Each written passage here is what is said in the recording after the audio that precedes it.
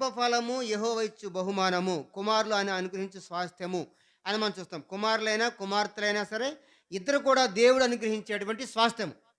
అయితే వీళ్ళు ఎలా బ్రతకాలి అంటే దేవుని సన్నిధానంలో వాళ్ళు బ్రతకాలి. ఎలా బ్రతకాలి చెప్పండి? వాళ్ళు దేవుని సన్నిధానంలో బ్రతకాలి. మనము ద్వితీయోపదేశకాండం మనం చూస్తే మీరు తీయనవసరం లేదు గానీ నేనే చదివేస్తాను. బాలుడు నడవవలసిన త్రోవను వారికి నేర్పించుము. వాడు వృద్ధులైనప్పుడు దాని నుంచి తొలగిపోడు.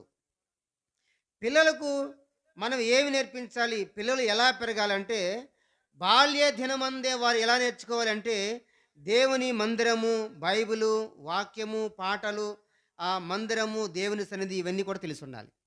ఇవేమీ కూడా తెలిసి లేకుండా, దేవుని సన్నిధిలో గనక వారు లేకుండా ఉంటే ఏం నేర్చుకుంటారు అనంటే, లోకంలో ఉన్నటువంటి వ్యర్థ ఆచారాలు, వ్యర్థమైనటువంటి విషయాలు అవన్నీ కూడా నేర్చుకుంటారు. మీకు ఆహ్, హ్మ్. దీన్ని యోహాను పత్రికలో మనం చూస్తే, యోహాను పత్రిక 3వ అధ్యాయము మనం చూస్తే అక్కడ ఉంది లోకమును మీరు ప్రేమించవద్దు. లోకములో ఉన్నటువంటి వాటన్నిటి కూడా నేత్రాశ, శరీరాశ, జీవోటము. అయితే ఈ వీరు ఎలా నేర్చుకుంటారంటే, లోకములో చూసి వారు చెడిపోతారు. లోకంలో చూసి వారు నేర్చుకుంటారు అనే విషయాన్ని మనం చూస్తున్నాం. లోకంలో ఎలాగని ఏమవుద్దంటే 10 మంది యవనస్తులు చేసిన విషయాన్ని వాళ్ళేం చేసుకుంటారంటే వీళ్ళు కూడా నేర్చుకుంటారు. బైబిల్ వారికి తెలీదు. బైబిల్ ప్రక్కన పెట్టేస్తారు. తర్వాత క్లాసుల్లో, స్కూల్లో, కాలేజీలో చెప్పిన విషయాలు కూడా మంచి విషయాలు కూడా మర్చిపోతారు.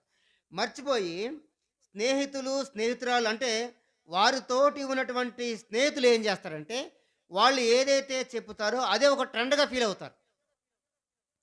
అదే ఒక పెద్ద విషయానిగా వారు ఏం చేస్తారంటే భావిస్తారు. ఒకవేళ వాళ్ళకిలాగా నేను లేకపోతే నన్నేమనుకుంటారో, నేను వీళ్ళకిలాగా బ్రతకబోతే నన్నేమనుకుంటారో, నేను వీళ్ళకిలాగా జీవించకపోతే ఏమనుకుంటారో అనుకుంటారు. అందుకని ఈ రోజున యవ్వనస్తులు ఏం చేస్తారంటే, ఆయన ఎవరో సినిమా యాక్టర్, డాన్సర్ ఏం చేశారంటే, చెవికి ఏం చేసి చెప్పండి ఒక పోగు పెట్టాడు మగతనే.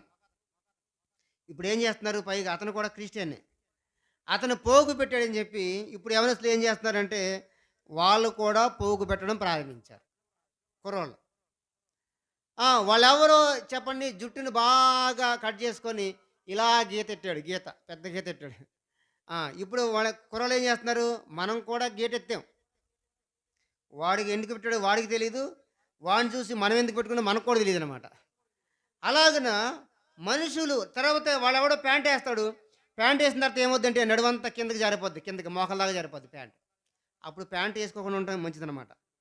అయితే ఒక్కొక్కళ్ళు అలాగ చేస్తూ ఉంటారు. అంటే ఈ సినిమాల్లో చూసేది, బయట చూసేది పిల్లలు ఏం చేస్తారంటే వాటిని అనుసరిస్తూ ఉంటారు. కానీ ఈ బాలుడైనటువంటి